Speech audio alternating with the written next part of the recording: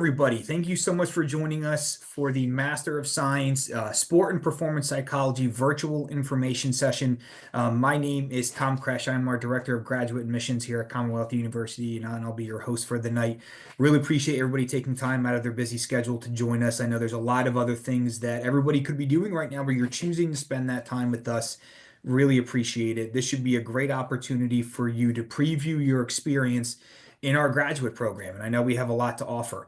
The event should take between 45 minutes and an hour, I would say. This is being recorded, so whether you're watching live, you're watching the recording, again, thank you for taking time to learn more about our program. If you do have any questions, you can feel free to put them into the Q&A. We will have an open Q&A session at the end of the event. But before we go any further, Dr. Lally, would you mind introducing yourself? Yeah, not at all. So my name is Dr. Patricia Lally, and I am the program director. I actually started the program about 12 or 13 years ago, and I served as the program director for about 10 years. And then I'm back in that role now. So I oversee all the program operations, and one of my biggest jobs is to review applications for admissions, and then I teach a number of classes in the program as well. So, Dr. Lally, as a faculty member, what are your research interests? Typically, what classes do you teach? Can you tell us a little more about your academic background? Oh, okay. Yeah. So my research interests, I primarily look at two areas. So one is athlete transition. And a lot of that has been looking at athlete retirement, so their transition out of sport. And in that area, I've looked at the athlete's experience, but also looked at the experience of the parents. So I'm going to guess that a lot of our people who are here today were athletes or are currently competing. And my guess is also that your families were very involved in that process. And so what happens not only to the athlete when they retire, but also what happens to their parents when the athlete retires. In terms of that athlete transition, I've also in the last year or two been doing some research on athletes who are they're either leaving high school early to start college, or they're repeating a grade at an earlier year so that they're starting college a year later. And so we're looking at that process of transition earlier in their careers. And then my second area of interest is on athlete identity. So what does it mean when we define as an athlete? What happens when that identity is kind of really significant in our sense of self? And then I look at the interaction of those two. So what happens when an athlete who has a strong athletic identity retires and transitions out of sport, or they deal with a major sport-related injury. Yeah, all very relevant topics for 2024 too. So that's Right. that's really interesting. Yeah. So you mentioned 2025, I think. Yeah, I guess you're right. Yeah, 2025. Yeah, sorry. Yeah, I'm already We just flipped track. that over. Yeah. So you mentioned that you had founded the program when it was first started. What was the kind of the inception of the program? What was I guess, what was the genesis of the program starting? Yeah, so I actually came from a large research institution where there was a sports psychology grad program, obviously. And when I came to Lock Haven originally, it was really introduced as a teaching institution. And a lot of the students that I was interacting with were really interested in graduate work. They were really interested in sport. They had a strong interest in the undergraduate courses. And I thought, no way, these students are interested in graduate program in sports psychology. The format in terms of being online was really to address the needs of our students and then also others. So I think one of the questions I'll probably get is about the composition of students in our program, but we also had a lot of people who were returning to school, and they were interested in taking classes, but weren't going to be able to leave their current job to, come to a Monday, Wednesday, Friday, 10:50 class. So we looked at both the topic area, but also the format in terms of really being able to serve the interests and needs of the students. That's excellent. That's excellent. Well, thank you very much. So I think we're good to go ahead and kick off the presentation. Sure. Okay. So first I'm going to introduce you to Maria. So this is actually a student of ours, and I think she was in my class this fall, but I've had her in class before. And we also have a minor in sport and performance psychology, so I've had her in those classes. So let me advance. Oh, okay.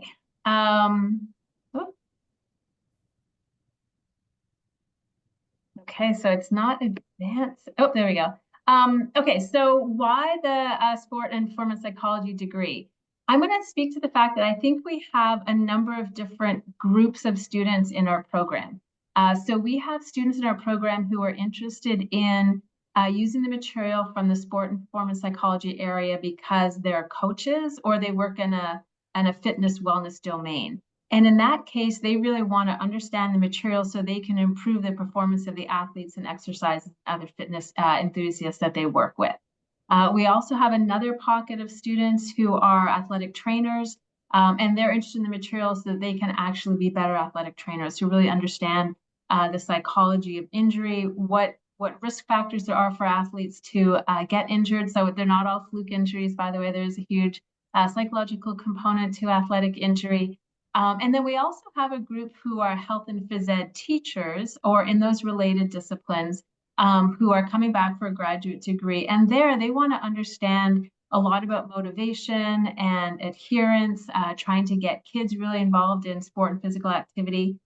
So those three groups have a primary role, and they're using our degree to support those primary roles. And then the last group are people who really want to actually work as sports psychology consultants.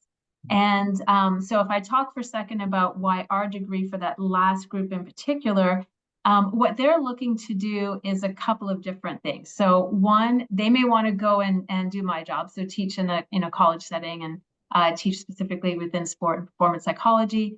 A lot of them want to go and work in college athletics and professional sport in terms of providing the mental training to athletes. And this is a really good pathway to be able to do that. And some of those are particularly interested in certification. And I imagine there might be questions around certification. And so they're also in that group, I think, some who are interested in working in the military. So actually one of our graduates who just graduated in the summer of 2024, I was just emailing her the other day, just, how are things going? And she said that she was actually having her second interview for a job with the military. So the military has a huge component of their training, which is cognitive specialist and a master resilience trainer. So applying sports psychology principles to helping military personnel and their families perform really well. Those are incredibly high pressure situations. And she got the job. So we were emailing that night and she got the job. So, and then I think we also see people who are interested in applying the sport and performance psychology principles to other domains. And probably one of the largest ones there is on the business side. So I think we have different groups of interests, and they're all looking to use the sport and performance psychology discipline and skills and strategies to serve either primary role or to go in and work specifically as a sport and performance psychology professional. Yes, no, that's great. Thank you. Yeah. So that one may be a long answer. Okay, that's one thing you guys will learn about me is I tend to give long answers. No, you're passionate about the subject, and this is, I think, one of the more interesting things that you talked about, Dr. Lally, was the alternative uses for the degree too, right? Is more on like the performance psychology part of it as opposed to the sport part of it, because most people may be thinking this is a one lane opportunity, and there's a lot of things you can do with this degree. Yeah. And one of the performance areas that I don't think is largely explored, but is a huge need is in those performing arts. So we have had a small number of students in the past who have worked in dance, for example. One of our students has had a master's in art therapy, and so she was looking at specifically doing art therapy with athlete populations, so wanted to have both of those discipline areas. So yeah, there is a broad scope of application. Yeah, that's great. Yeah. So I advanced to the mission slide, but so as you look to the mission of the program, and again, I know anyone who's watching can read this. Basically, if you were to sum up the thesis or the goal of what the program is trying to accomplish, how would you do that? so I would say our goal is to provide a really good theoretical foundation. I think you're going to find some programs that are very research oriented. So we definitely have a research piece and we definitely have a theoretical foundation, but that is blended with an interest in teaching graduates how to actually work as sports psychology professionals.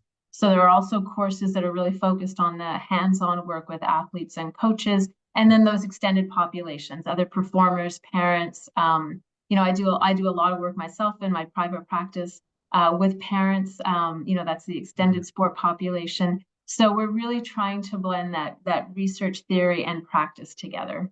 Sure. No, great. Thank you.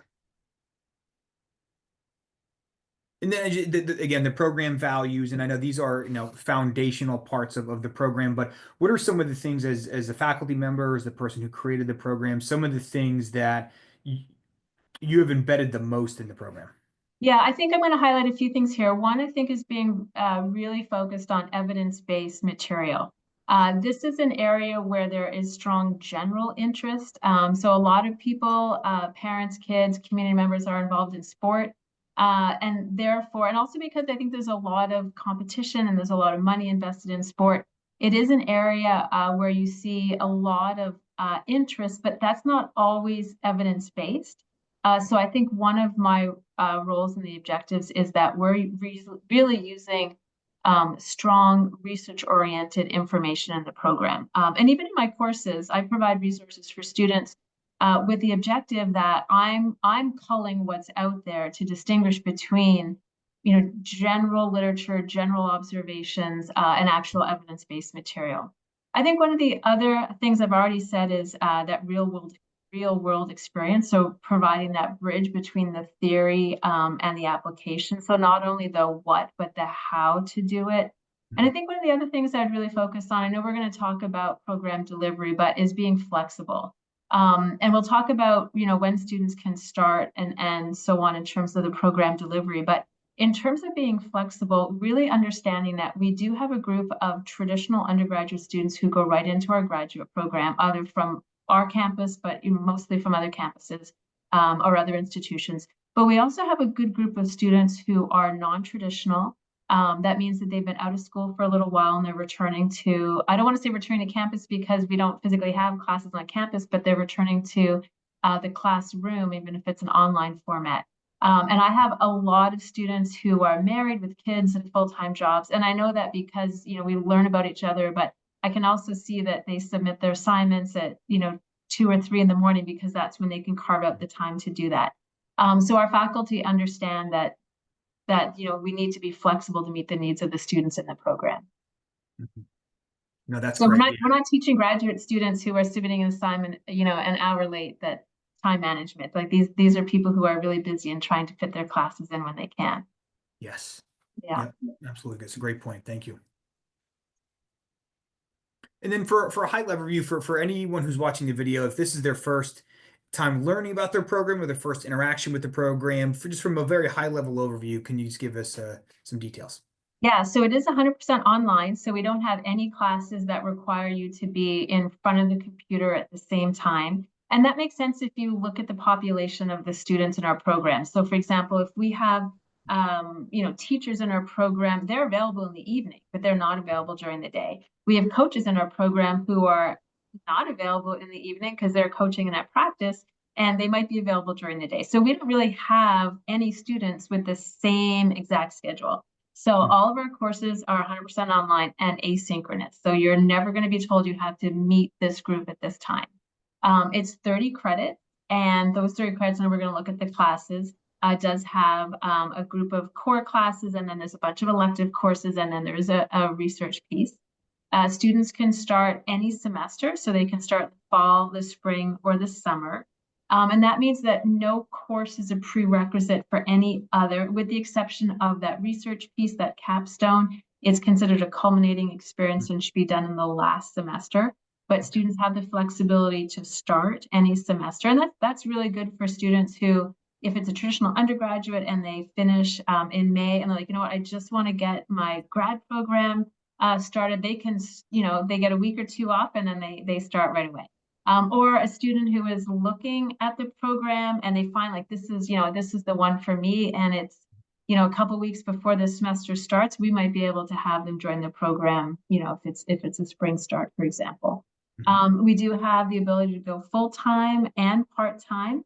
And let me talk about the full-time for a second. So students who attend full-time would complete in 1 calendar year. So it's 3 semesters, and let's assume it's a fall semester start. They would do 9 credits in the fall, 9 in the spring, and then 12 over the summer. We also do have a winter class, so it could be 9, 3, 9, and 9, for example. Our part-time students, if I look at their typical timeline, they will often do 2 classes per semester. So they finish on average in about 2 years. We do have part-time students whose schedules change. And so they may take 2 classes one semester and then 1 class the following semester. And that's often our coaches in the program, where they'll take more classes when they're not coaching and then fewer classes when they're in season, or our teachers who may take 1 class, maybe 2 other teaching, and then they take a bunch of classes over the summer, and that winter class accommodates, their time off schedule. Mhm. No, that's very helpful. I think one of the nicer parts about the program is that from a pedagogical standpoint, from the way the program operates to the program values to the coursework, is it's customizable. Even the Yeah. career options, again, are kind of customizable. So we have something for everybody. Yes, yes. Well, we try. Oh my gosh, here's some other really familiar faces. So, okay, I don't know if you're going to ask me a question here. No, go ahead. Actually, I think you were Okay. just going to go in, and I think we're on the same page.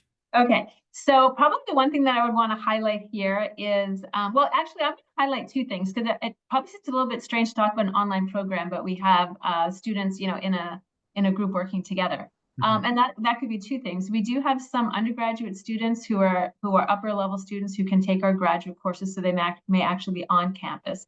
But I also think this highlights the fact that even though this is an online program, you do actually get to know your peers and your instructors really well. So I've actually had students tell me that they've gotten to know me more than they've gotten to know any of their undergraduate professors, even though they were in a face-to-face program. So this collegiality that you see, even though it's taking place online, does exist in our program. The other thing I would highlight on this slide is the CMPC piece. And so a lot of the students in our program are interested in becoming certified as a certified mental performance coach or consultant. And that's actually provided by our professional organization, which is the Association for Applied Sports Psychology. So everyone refers to it as CMPC through ASP. But what we did when we first developed the program is we looked at the content areas that you would need to satisfy for certification, and we developed courses in those areas. And as those requirements have changed over the years, we've introduced new courses. So for example, several years ago, they introduced a course requirement that you would have to have an ethics course. So we now have a course specifically on ethics in sports psychology consulting. They have a requirement on a cultural diversity course, and so we've introduced a course to satisfy that. So a lot of our, well, actually, I should say some of our core required courses, and then a lot of our electives then are designed specifically to meet that certification. Mhm. Yeah, and Yeah. Dr. Law, you made a good point about kind of the community of the program, that though it is delivered online, and a lot of our students may not live in the Lock Haven area. There will be Yeah. some students that live locally, but a majority of them will probably be, elsewhere. However, Yeah. that does not prevent a strong community, strong social fabric from being established in the program. And I think that's excellent to hear, because I think that really leads to a richer academic Mhm. experience, and really probably helps contribute to like a high completion rate that students Yes. they finish. Grad school tends to be, honestly, it's like it's a team sport, right? So Right. Right. not just you, it's the faculty member and your advisor and your coworkers and the people you're working on projects with. So I think that's Yes, great to for hear. sure. I don't think we have a lot of courses that have group projects, because again, that schedule is really tough. But we do have some, and I have a course that has a project where you work in pairs. So students actually have Mhm. to pretend that their classmate is a coach, that they're going to try to get them to hire them. So they have to work in pairs and do that. So there's definitely exercises and activities in class where they're getting to know each other and work together. Although that group assignment one is a little bit challenging, just given the diversity of the students in that program. Mhm. No, that's great. Thank you. Oh, and I'm Oh, sorry. oh, did you Yeah, want to go Dr. back? Yeah, I'm sorry. I had one Yeah. more question. So I know down there you're seeing a term called graduate assistantship. For those of you who this is your first experience looking at graduate school. So a graduate assistantship is a part-time job working for the university. Could be anywhere between 5 and 20 hours per week, depending on the position, where students would get a what we call tuition remission. So we would pay for part of your tuition, and then you get a small stipend. So again, that's one of the things that is, in our graduate school, Commonwealth University, that students may be applying for. But I'm sorry, I did want to at least touch on that Yeah. very quickly. No, and I'm going to add that one of the nice things about it is that one of the requirements of the graduate assistantship is that the work that you're doing is related to your degree. So you won't be, if you're awarded a graduate assistantship, you're not going to be doing work like, well, I don't know who photocopies anything anymore, but you're not going to be doing that. You're going to be doing work that's related to your degree. Yep. Great. Thank you. Okay, so this is a long list of required courses. So this is our core group. So these are the 21 required credits, and I think some of them are fairly standard. So there's the research methods course. One of the things that I don't know what's on any slide is we do accept transfer credits, and this is probably one of the courses that we transfer in the most. So sometimes we have students who have started a graduate program elsewhere, or they have an existing grad degree. So maybe they have a grad degree in counseling or social work, for example. So they're license eligible in a different area, but they want to work with athletes on the performance side. And so they're going to complete our graduate degree. So they may already have a research methods course. So that's pretty standard across most graduate programs. And then you can see the title. I'm not going to read them off to you, but and again, these courses are designed to meet the certification requirements from ASP. And then that last one you see is the capstone, and that's the research piece that I mentioned. That is a 3-credit course, though all of them are 3 credits. And there you are doing independent research on your own. But think about the concept in that it has to be completed in 1 semester. So this is not equivalent to a thesis or dissertation.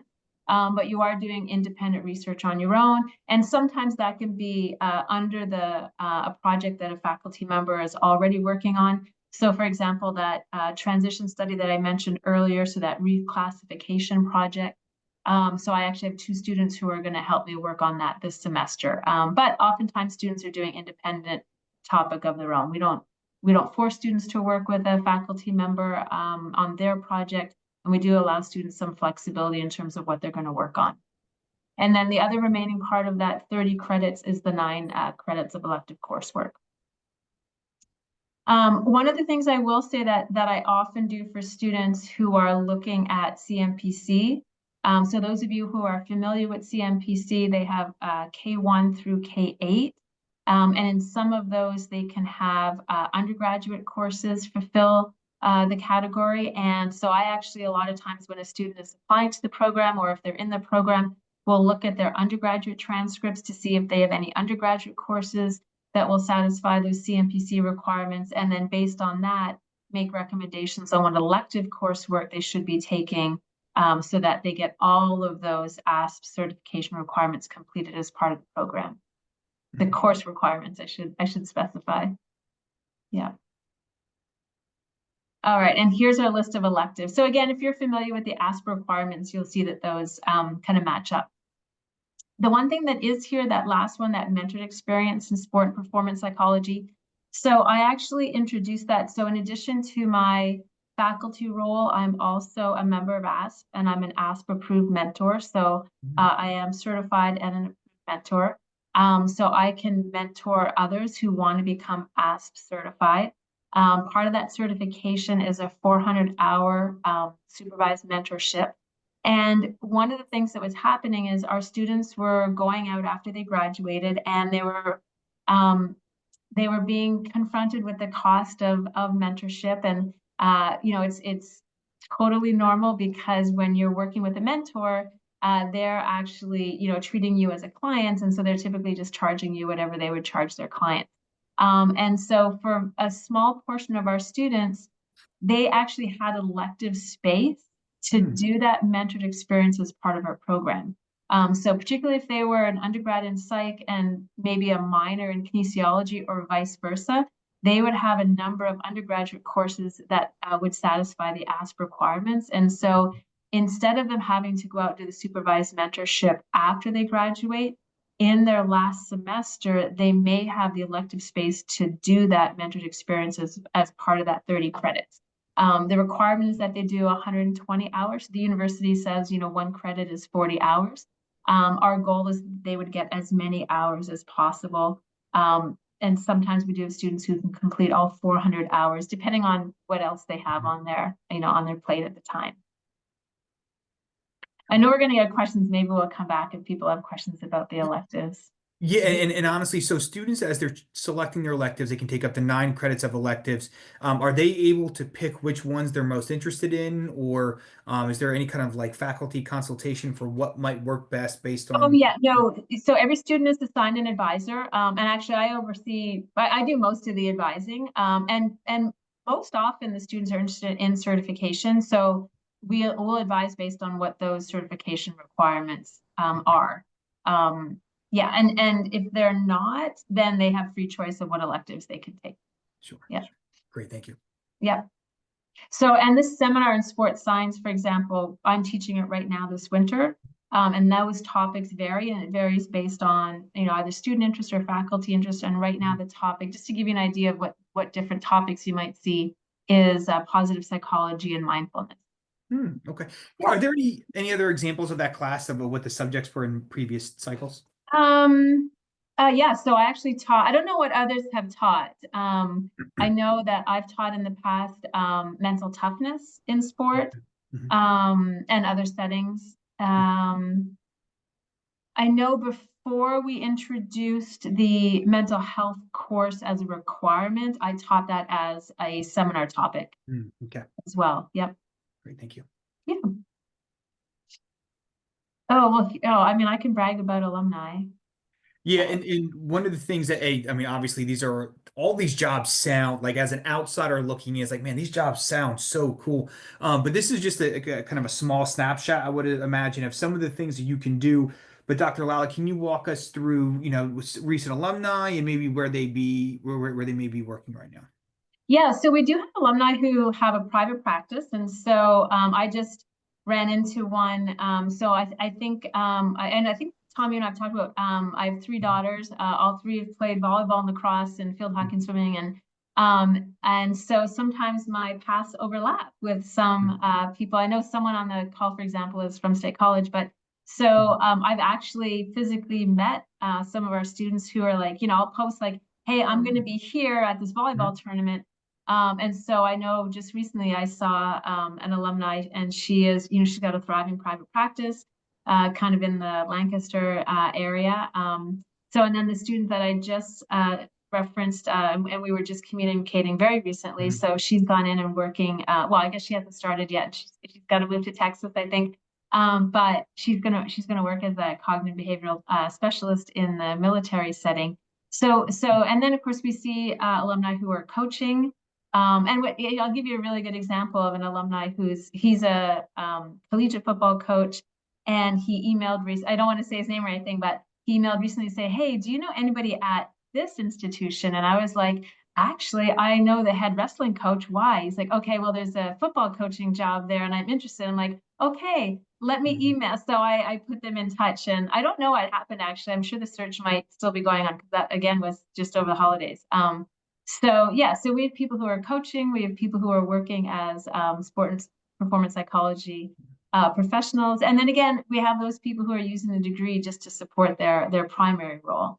Mhm. Yeah, Yeah. and it's sport is, and the only reason I shouldn't say the only reason I know this, but one of the things I have noticed working at the university, our academic programs, there's a big ecosystem for athletics and sports. We have sport management and athletic training and health sciences and exercise science and what have you. It's a huge industry. Sports, athletics in any realm, it's an enormous industry. So Yeah. again, it creates this huge ecosystem that requires professionals that can work in these arenas. Yeah. And I think this is a great degree that is very unique, and cutting edge, and prepares students in a way that like the second they graduate, they're ready to hit the ground running. Yeah. Yep.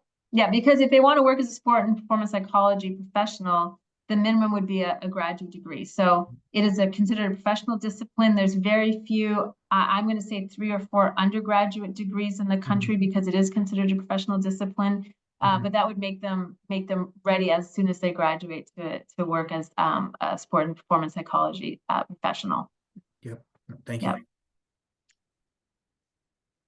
So we talked about career options. I don't know if we need to stay on this page. No, I think we covered a lot of these that I mean, and Yeah. honestly, you've been, kind of weaving this in, Dr. Lally, is that, you're kind of limited by your own imagination, essentially, of how you want to use this. And I would imagine, Dr. Lally, most people who come into the degree already have a fairly fleshed out idea of where they want to go. Does that sound Yeah. accurate? Yes. Okay. So I think one of the things that happened is when we first started the degree, we were actually a Master of Science in Sports Science, and we had two tracks, sport management and sports psychology. Mhm. And I think then I think we had students who did both, Mhm. or they weren't necessarily sure. But I think one of the nice things that's happened with the integration of the campuses is we're now offering the degree as a standalone. So we don't have any electives in another discipline. All the courses are Mhm. related to sport and performance psychology. So we definitely have students who are coming in with an idea of what they want to do. They may not know specifically what level. So do I want to work in a high school level or college level? Most I would say actually do know that, Mhm. but they definitely have ideas of what they want to do and what they want to use it for. Yeah, the benefit of having a standalone degree in sports, like as opposed to just like a concentration, is you'll get Yeah, more depth, right? yeah, You'll get, yeah. 30 credits of exactly what you're looking for, Right, right? right, Nothing less than that. So you right. can go Yeah, deeper into the field. yeah, exactly. Yeah. So I'll give you an example while we're on this page of another alumni that I still communicate. Well, actually, I can think of two because so I also an alumni. We have students who may want certification, Mhm. and they have the degree that would satisfy the degree requirement of Mhm. Mhm. certification, Mhm. but they don't necessarily have all of the coursework. And Mhm. so Mhm. one of the options in our program, a population that we serve, are non-degree seeking students.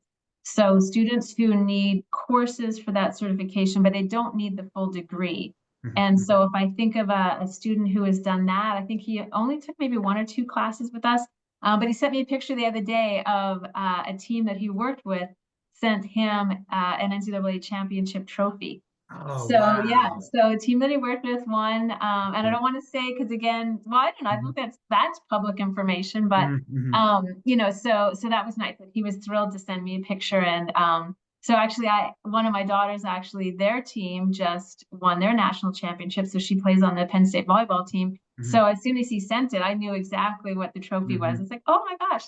Um, yeah, and then I have another student who, again, graduated a few years ago. And what's interesting in his case is he started out doing some consulting with a team at a university, Mhm. but he was also working in a few other capacities. So he's working as an RA and he was kind of piecing together a Mhm. position. And he started working with more teams. And now he's been Mhm. able to carve out at that smaller institution a job specifically as a sport and performance psychology consultant Mhm. working with a group of teams. So we're actually meeting tomorrow to talk about some of the athletes and uh, work that he's doing. But so it's also possible that they're using this degree to carve out a niche at a place they want to work. That might be what they're interested in doing. Well, and this degree is kind of at an intersection where, again, sports is big business.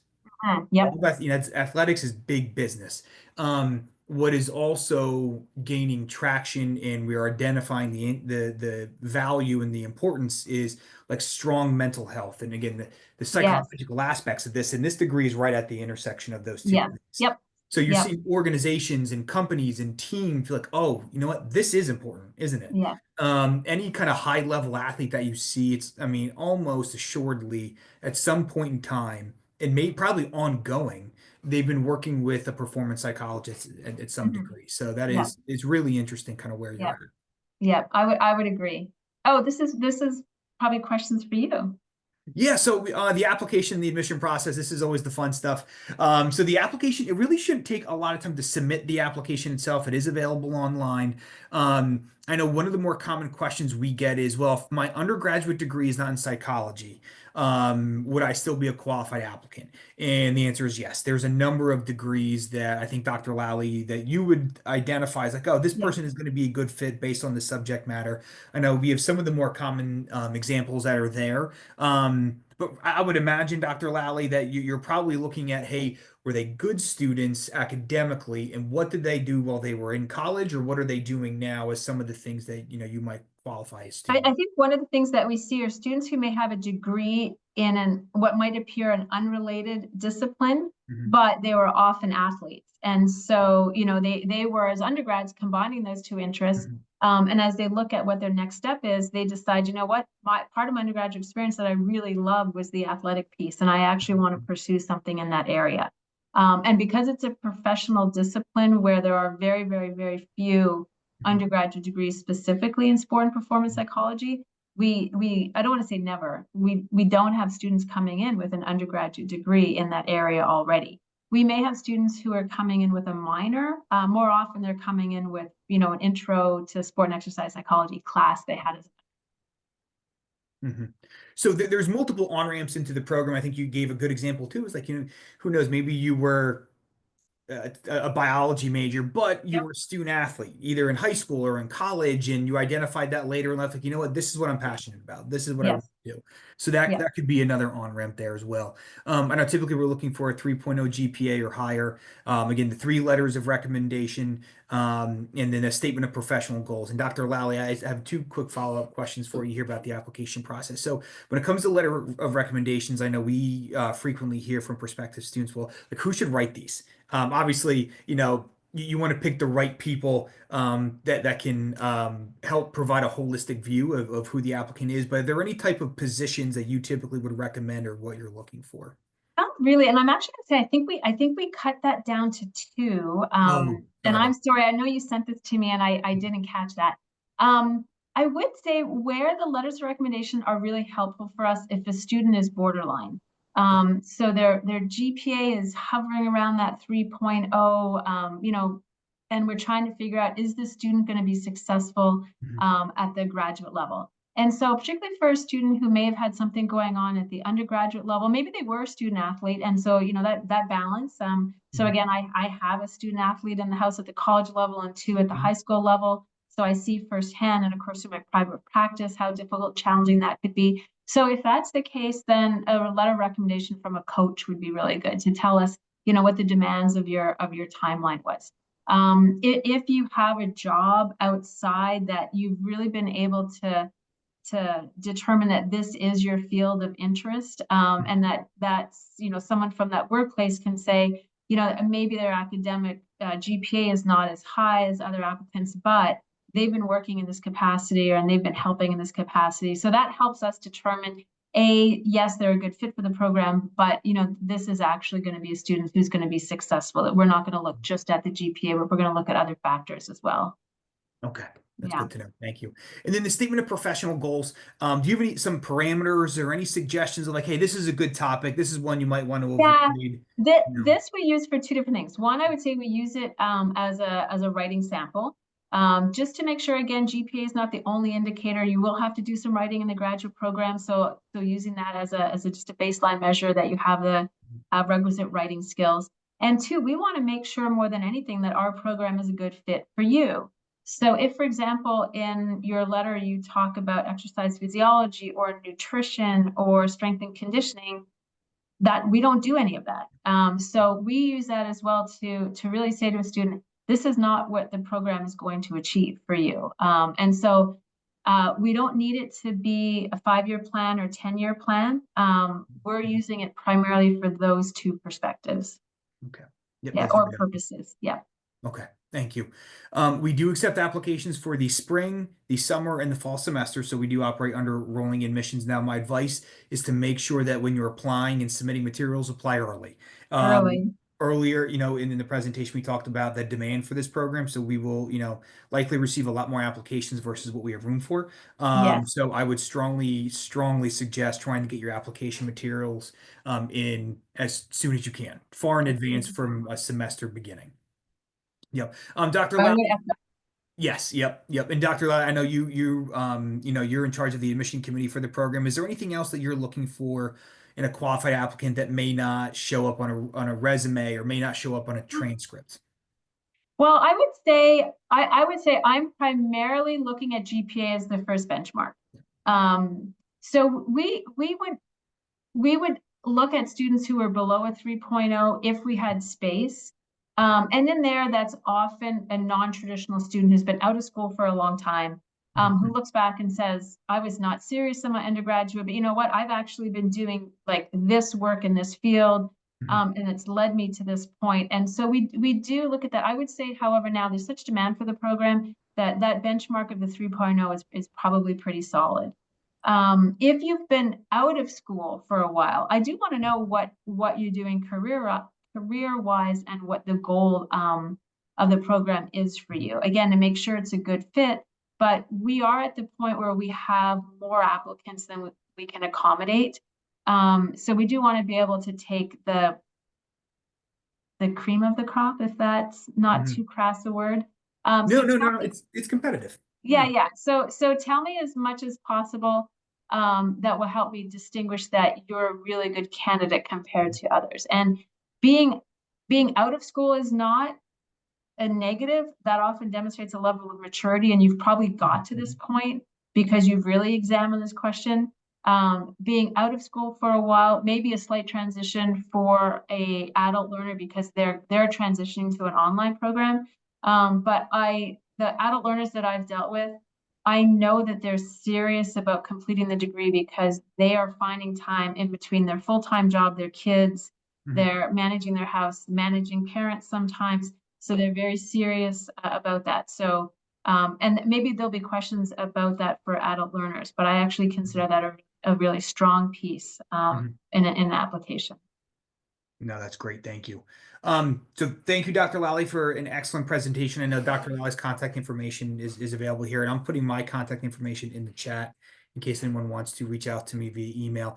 So we're going to transition into the open Q&A, and I know we have a couple questions here that people have been asking along the way. So we're going to go ahead and kick that part off here. We're starting with Okay, I'm going to stop sharing. I'm assuming we don't need that. Yep, that's perfect. Yeah. Great question here from Alejandro to get us kicked off here. Can you tell us a little bit more about the cognitive side of sports psychology, if the program talks about that, such as attention and executive functions? Yes. Okay. So I would say we do that in two ways. Well, actually, I'm going to probably answer. Oh, I'm giving away already that I give these long answers. Okay. So I'll answer in two ways. One is we definitely do from both a theoretical and applied capacity. So we definitely have either sections of a course or an entire course that's based on the cognitive side. We also have that applied piece. And so in one of the courses that I teach, for example, which is the sports psychology for performance enhancement, we talk about how to develop focus and concentration, and then we look at the strategies and skills related to that. We talk about distraction control. We talk about, okay, how do you recognize that that's what an athlete is presenting with, and how do you improve those skills? So we're addressing it both from an applied and theoretical perspective, and then we're addressing it in units in a class where we also have a full class on cognitive behavioral function in sport. I have to look at that title. I don't teach that one, but I know it's I told Thomas this. I think of the courses by the course number, and that one's SPPP 504. I think it's cognitive and affective basis of behavior, I think is the formal title. Okay, great, thank you. Have any alumni gone on to further their education with a doctorate degree? Yeah, some have. No, again, not that many because not that many people pursue PhDs, and a lot of students don't necessarily, call me back and say, "Hey, I just want to let you know I'm doing a PhD." But so I would say it's a relatively small number, but yes. Yep. And I know that there's a research course in there, and I would imagine for the students that are interested in the research side or possibly furthering their degree, that's probably the course that they're looking forward to the most, since a PhD typically is going to be a research degree. Well, and I would say two things. I would say we have the research methods course, the 500 course, but in the capstone, and a lot of faculty members oversee the capstone. And so I look at the capstone in a couple of different ways. If there's definitely a research piece to it, it's independent research that you're doing on your own.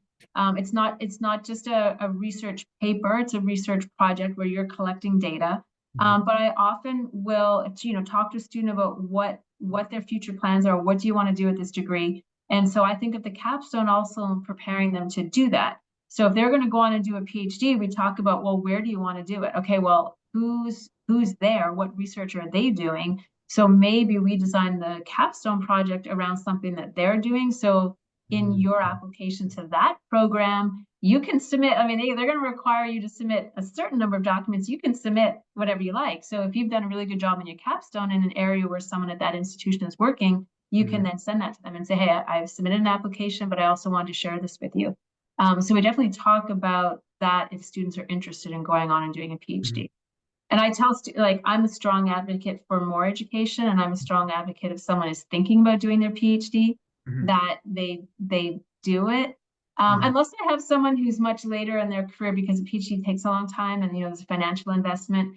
And then we often have questions around, what should I do my PhD in? Should I do it in a clinical area, because now they have a master's degree already in sports psychology, so then they're hitting both, or should they do it specifically in like a kinesiology, human kinetics, exercise science that would have that sport and performance psychology degree? Okay. Yeah. Thank you. Do you have any suggested prompts that you would like to see in the letters of recommendation? Not really. I mean, to be fair, most people are asking for letters of recommendation from people who are going to write them strong letters. Most of the time, they're from professors. And so professors are going to deal or address, and I write tons of letters of recommendation. We're going to address the academic side of the house. So what are their grades like? What courses did they take with them? What are their critical thinking skills? What's their written communication skills? I would say, and maybe repeat what I said earlier, is if you're going to get a non-academic reference, where that is most helpful is if you're a borderline student, or if you're a non-traditional student who hasn't been in class for a long time, have that, if it's a supervisor at work, talk about the work that you're doing there that relates back to why you want to do this degree and why it makes sense for you. Yeah, but prompts not specifically, because the academic ones are, they're fairly formatted already. It's only if I think you're trying to address maybe a gap or a concern that you anticipate we might have, try to have someone look at, or address that in your letter. Okay. Yeah. Thank you. And this is a great question, and I think a lot of people may be wondering this as well. Do you feel that a student with an unrelated degree, unrelated bachelor's degree, would they struggle getting up to speed in the classes? No, because we don't have undergraduate degrees in sport and exercise or sport and performance psychology. So again, I don't want to overlook the fact there are a handful of them. Most students are coming in without coursework in that area. Some will have one class. I think if you have an undergrad degree in psychology, you may be a little bit further ahead, or an undergrad degree in kinesiology, exercise science, you'll be a little bit further ahead. But I don't necessarily see that those without are going to be disadvantaged. Where I do see a little bit of having to play catch up is a student who hasn't been in class for a long time, because it's just a transition back to the reading and the writing, and it may be for some getting used to the technology of an online program. I am going to point out the fact that, one of the cornerstones of our program is to be flexible. So if I have, like, I had assignments that were due, I think Monday at like 11:59 p.m. and most of us had that, 11:59 p.m. deadline. And I had one or two students who had technical difficulties getting it to me. And I'm like, that's fine. Like, I sent an email back, okay, and they had to submit a video. I just sent it back and said, hey, your audio cuts out at about 2 minutes in. So I didn't give her a 0. I just said, hey, take a look at it, see if you can solve it. She was able to solve it and get it back to me. So that's probably where I see playing catch up, is a non-traditional student returning, and just the technology piece and just the rhythm of being a student again. Okay. Yeah. Thank you. Typically, how long does it take for the application review to take place and to receive a notice? So like for a completed application, you have all the materials ready to review. Typically, Dr. Lally, how long does it take the admissions committee to make a decision? Well, Tom and I both work with this wonderful woman named Rachel, and I mean, she's awesome. If you're applying to the program, you will hear from her. So she sends me an alert and says you have a completed application, and I try to get to it the same day. Having said that, we have more applications than space. We're actually closed for the spring. I think I'm okay to say that we're closed. And we already have students who've applied for the summer and for the fall, and those spring students who completed applications, we're deferring to the summer or fall if they wanted to start then. So I'm actually holding applications right now because I just need to get a sense of the numbers to make sure we have enough seats. So if you've applied for spring and your application is complete and you're on this call, we can't accept any more for the spring, and I will look at it to see if I can defer you to the summer. But usually if Rachel gets it to me and she sends me an alert, I get back the same day. Because I know everybody wants to know, and everyone's looking at different programs and they want to know what's happening with their life. Yep. Yep. No, I think, yeah, that's a great point. And Dr. Lally was referring to our colleague Rachel. Rachel works in our office. She manages our IT infrastructure and all of our applications, and I always call her, she is the team MVP, unquestionably. Yeah. So everyone will probably talk to her at some point in time, during the application process, but she's outstanding. Yeah, she's I outstanding. emailed her on Saturday, not expecting, and I was emailing. I'm like, wait a minute, it's Saturday. She goes, yeah, my daughters are napping, so I thought I would respond. I mean, she's on it. She's very dedicated. Yeah, Yeah, she's great to work with. She's yeah. awesome. For adult learners who finish their bachelor's degree later in life, would their GPA from their most recent credit hours be evaluated more closely than their earlier studies? Yes. That's a good question. Do you see any difficulties with students living in different time zones? And again, that's a great question, especially as the program gains a national reputation and an international reputation. Yes, my difficulty is that I sometimes forget. So I post like an announcement every time that I post in something, it's Eastern Standard Time Zone because that's the time zone that I'm in. Where I forget is if I make arrangements. Like sometimes students will want to talk on the phone. I'm like, yeah, okay, why don't I call you at this time? And they're too polite to tell me, well, Dr. Lally, that's gonna be like 5 a.m. my time. So that's the only problem I foresee. So I actually have gotten on a call with someone and been like, oh my gosh, wait a second. You're in California and it's 8 o'clock. They're like, yeah, that's okay. I'm like, no, just tell me, like that time does not work. I'll still be sleeping. Yeah, but I don't, the only thing that might come up is if in one of those classes where you do have a partner assignment, Mhm. and you got that just means just, you're all adults, figure out. And if you can't, just reach out to us and be like, hey, you paired us together and we're in different time zones. Yeah, but I don't, unless the student would have to be aware that. So for example, when tests are due, it's Eastern Standard Time Zone.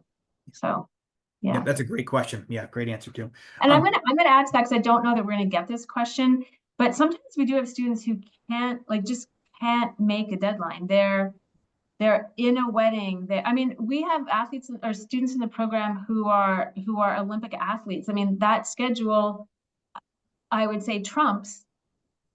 Like you have to have your assignment in at 5. Well, okay, but I'm training for the Olympics and okay, just a minute. Okay, get it to me earlier, get it to me later. So we do try to be really flexible with those things. yeah, no, all right, thank you. Can the application process be started if a student is wrapping up their bachelor's degree so that they don't have to take too many semesters off in between degrees? Yes. Yep, and honestly, we will see a number of students who will apply typically like the spring of their senior year or even the fall of their senior year, knowing, you know what, as soon as I, graduate in May, I know I want to jump right back into this program in the summer. And yes, yeah, well, you can apply typically a year in advance is when you can start the application process. Yeah.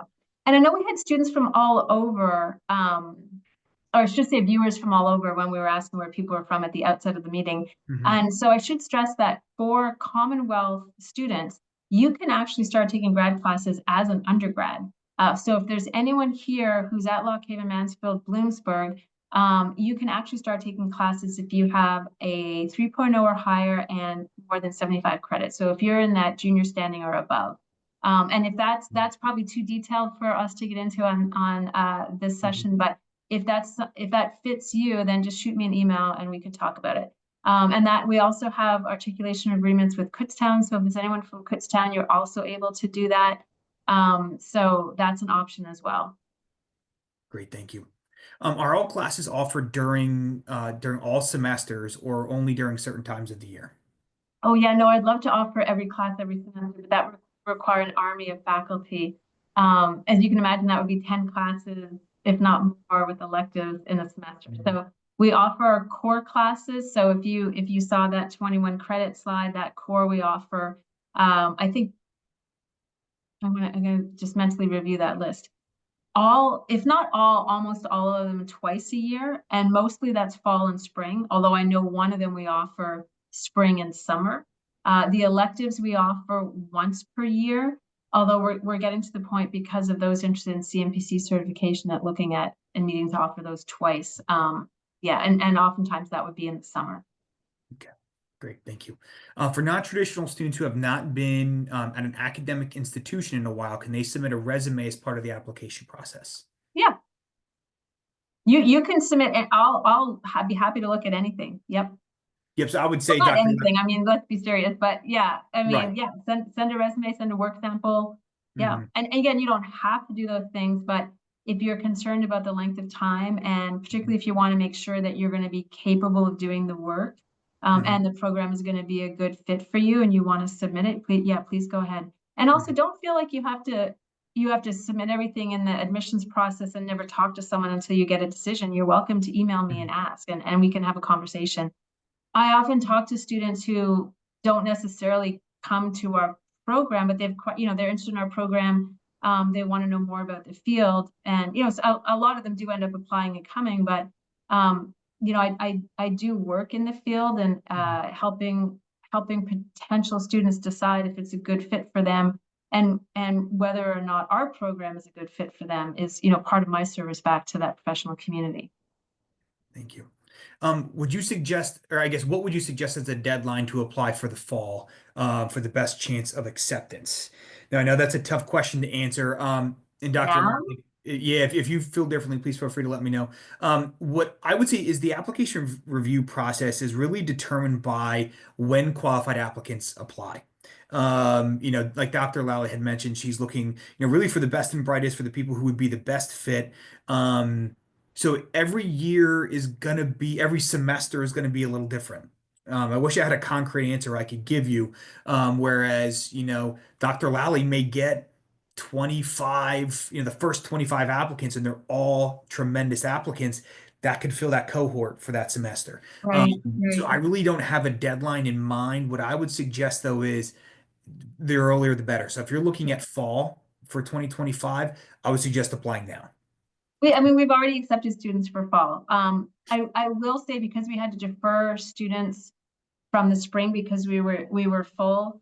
Um, I'm going to take a slightly different approach in reviewing applications and not. Mhm, I mean, I will look at them as they come in, primarily because if they're not meeting criteria, I want to tell that student, like, I'm sorry, I don't think you're mhm. not going to be able to be admitted, because I know they're looking at other programs and want to know. But I think for those who do meet the qualifications, I may end up holding them a little bit longer to make a decision, because I do want to have the best applicants. Whereas before, if you met the criteria, we were able to add additional classes, but we've added so many now, we just can't add anymore. So I would say the sooner the better.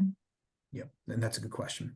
And I Um, and I would say, I'm also going to say that sometimes what gets your application held up from me seeing it is a letter of recommendation. yes. And so if you're going to ask someone for a letter, make sure that they're sending it. And when you do and they send it, send them a thank you, because if you need another letter, or you've already asked them for letters for things in the past and you never got back to them, you never said thank you, you never told them what happened, they may not rush to get that letter to you. So that letter recommendation piece can be tricky. Yep, yep, yeah, there's some etiquette there for Yeah, sure. yeah, yeah. If someone has been accepted as a non-degree seeking student, what would be the process to transition to a degree seeking student over time? Oh, that's a good question. I think I'm gonna answer for part, then I'm gonna turn that back to you, Thomas. But I know they can take 12 credits as non-degree seeking, at which point they wouldn't be able to take any more. And I'm assuming they would then have to officially apply. They would, yep. So the process of going from non-degree seeking to degree seeking would be you would have to formally apply for admission to the program that you've been taking courses in. Now, I would imagine that, if you did well in those first 12 credits, that would be looked at favorably, by Dr. Lally and the admissions committee. Yeah. That's And a, I would say, as part of that, sometimes we have a student who either has been out for a long time or their undergrad GPA wasn't great. You could take class, and so that if we're looking at that, you're not going to meet the criteria. And so what some students will do, will take a class or two as non-degree seeking, and that way we have an undergrad and a grad degree and a recent grad degree to consider. And those credits, doing really well in those grad credits, in the last semester, does change the view of an applicant. because now you're seeing them at their current time, not when they were an undergrad. Yep, that's a great point. For students that got their undergraduate degree in a different country, um, is the program open for them, or does the undergraduate degree have to be from the United States? And I would imagine that the answer is no, as long as it's a bachelor's degree, and as you're going through the application process, you complete the international application process, which typically includes, again, like a WES evaluation, then that will be So fine. I don't know, I didn't describe my education at the outset, and I'm sorry I overlooked that. So I actually have an undergrad degree in psychology from McGill University, which is in Montreal, and a master's degree in sport and exercise psychology from the University of Ottawa. My PhD is from the University of Toronto. So I'm actually Canadian. So yes, we do take students from all over, but I do have a particular affinity towards Canadians. Je parle français. So I have looked at transcripts in French as well, and I've said I don't need the West translation, but I've been told that I have to have it. So yeah, so no, that's international students. That's great. The more diversity we have in the program, both of experience and where people are coming from and what they want to do, the better. And I have to say, like, some of our students are bringing such interesting experiences. I mean, I mentioned before that we have some students who are Olympic athletes. We have really high level coaches in our program. We have people who've been business leaders who are transitioning and want a graduate degree in sports psychology because they want to transition all that business experience into the sport world.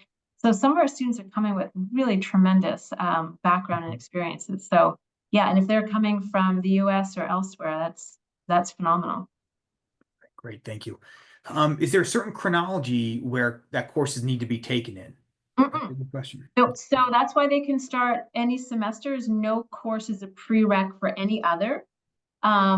There is a chronology that makes sense for a couple. So like the capstone is considered a culminating experience you have to do in your last semester, which means we want you to have the research methods course before that. If you were going to take the mentored experience course, you have the elective space to do that. That's also considered a culminating experience. So we want you to do that in your last semester. Sometimes students want to start doing hours like as soon as they start the program. And I'm like, whoa, nope, that's the purpose of the program, all the coursework that you're going to do. It's going to teach you and prepare you to do those intern, or well, they're not intern, supervised mentorship hours. So that's also considered something you would do in your final semester. Would you consider a master's degree GPA over an undergraduate? Mhm. I would. Let's see. I've noticed that similar programs range from 32 to over 40 credits. Could you share the reasoning behind the decision to structure a program like this at 30 credits? Yeah, so I think one is to make higher education accessible to students. Mhm. So and this is probably my lens in two ways. One is I'm Canadian, as I just mentioned, and the tuition here in the United States is, how do I describe it? I mean, it's high. It's high. It's a tremendous cost. And so our Board of Governors of the state institutions in our system allows a graduate degree at 30 credits. And I said, why am I going to force a student to take 36 credits where the other 6 credits may be electives they don't need? And so that is one lens. I think the other is I have 3 kids and tuition for 3 people. Again, when you're combining that together is a lot. And so I wanted students who are interested in sport performance psychology to have access to a graduate degree. And 30 credits makes that possible for some students when 36 or 40 may not. That's also kind of a philosophy built into the way that we deliver the program. So it's an online format, totally asynchronous. We talked about having courses face to face, but how would we serve coaches if we were serving teachers? So teachers could come in for a 6 to 9 class once a week, but the coaches couldn't because they would be in practice. So we decided an online format was going to serve the broadest need. So we can meet our Board of Governors requirements in 30 credits. We can meet, if the student has an undergraduate class in an area, we can also serve the ASP requirements. And so we felt that we can provide a really strong degree that opens up higher education and specifically this discipline to a broad group of students. Mm-hmm. Yep, no, that's a great answer. Thank you. I see we have some questions in the chat, so I apologize for anyone who's putting questions in the chat here. We have a question here about graduate assistantships and what are the requirements, and how would someone work a GA position without physically being located on campus? And that's actually something I think I can answer. Yeah, I Um, could, yep, so but we you talk for a little while. So we do have a number of graduate assistantships. I will be honest, a lot of them are campus-based positions, but we do have some online graduate assistantships. And again, basically the way you would do the work is, the work is structured in a way that it's you can do it remotely for the online graduate assistantship positions. If you go to our graduate studies website, you'll see a big link for GA positions. We have not posted a lot for the spring and the summer yet, but that list will grow. That list will definitely grow as we work our way through the spring semester. That is a great question. Um, can you take more than 30 credits if you wanted to? Yeah. Yeah, great question. Right. So Um, you can, and we often do for students again who may not have an undergraduate course or two that satisfy the ask requirements. And so they need to take the courses we offer as mhm. electives to satisfy that. And sometimes that means they're beyond the Yep. A couple questions here then about for students who may want to or may already live in the area. Are there any examples of how students in the program can be a part of the campus community?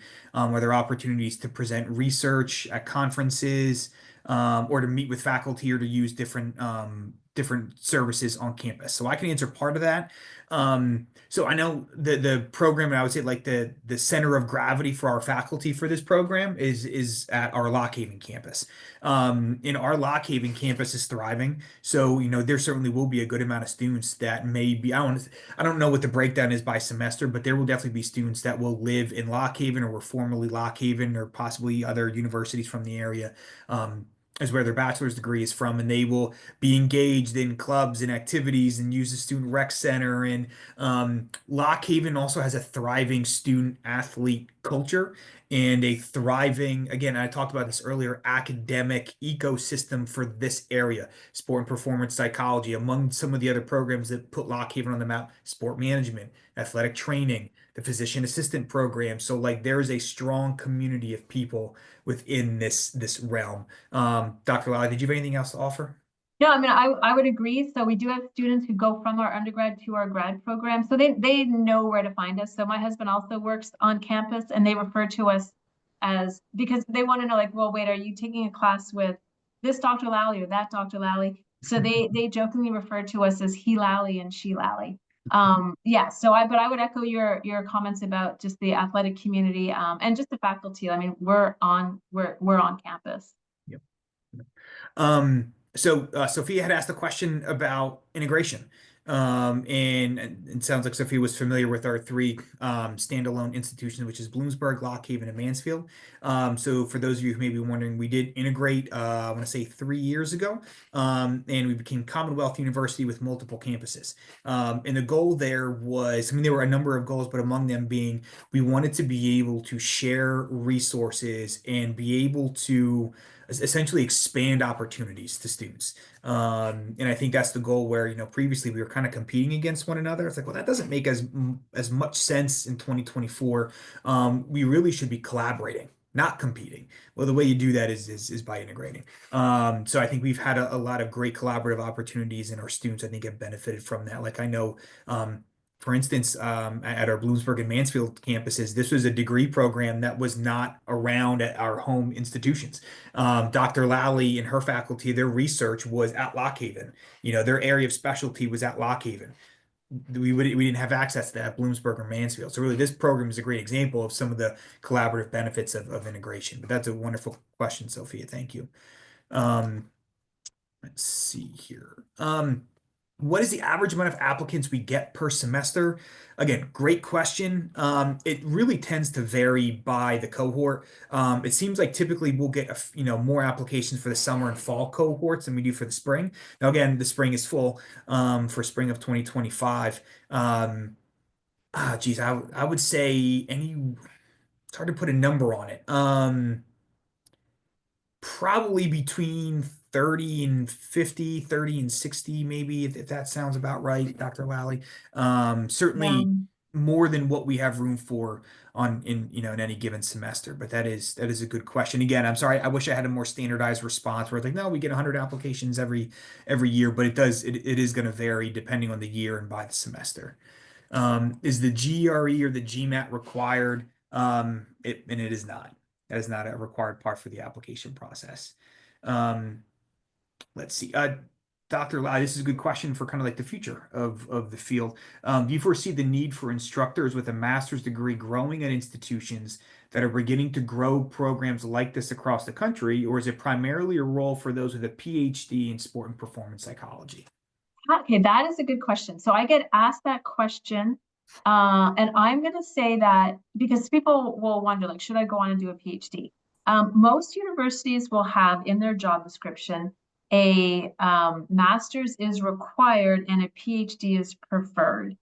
So I think if you're at a smaller institution and primarily a teaching institution, you may be able to work as a faculty instructor with a master's degree, but you are going to be competing against people who have a PhD. What you may see is more adjunct opportunities, so teaching a class here or there. Mhm. I would say if you are interested in working in a college setting as a professor, that a PhD is going to give you the most job opportunities and the most job stability, which are also lenses through which I look at things sometimes. So is it possible? Yes, but you are going to be competing with people who have a PhD. So, Dr. Lally, just for reference, for the faculty that may teach in this program, what is the breakdown of master's versus PhD holding? Oh no, they all have PhDs. All PhDs. Yeah. Okay. Yeah. So I think that got us through most of the questions. I started the presentation by saying this maybe go 45 minutes, but we're clocking in at a robust hour 15. But honestly, the questions were tremendous. So, and I know for anyone who's watching the recording or is joining us live, for those of you who did ask questions, I'm sure you were not the only people wondering. So I'm glad you asked. If you do have more questions about the program, please do not hesitate to contact Dr. Lally or myself. We are happy to help. We work for you, and certainly happy to do so. And we look forward to hearing from everybody in the future. But good night, everybody. Good night, everyone. Good luck to everyone.